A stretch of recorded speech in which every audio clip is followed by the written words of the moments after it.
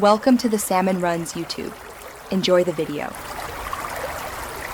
You begin by locking down the essentials, the primary conversion and 3 supporting steps that make the funnel measurable.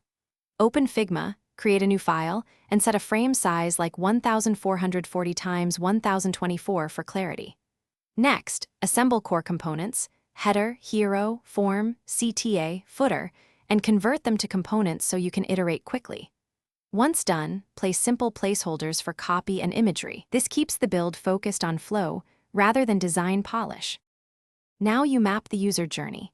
Create frames for awareness, consideration, and conversion, and align them left to right so the flow is obvious. Use auto layout for lists and forms.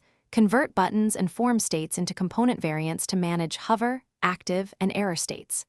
Link frames with prototyping connections, set interaction triggers like on click or after delay, and apply Smart Animate with 3 to 0, 5-second easing for natural transitions.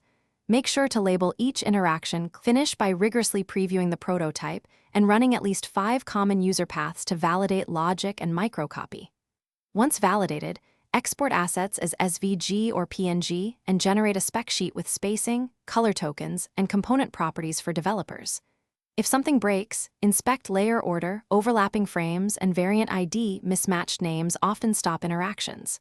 Finally, iterate quickly. Update the component, refresh instances, and rerun the preview to confirm the funnel behaves as intended. Thanks for watching. Consider subscribing if we helped you.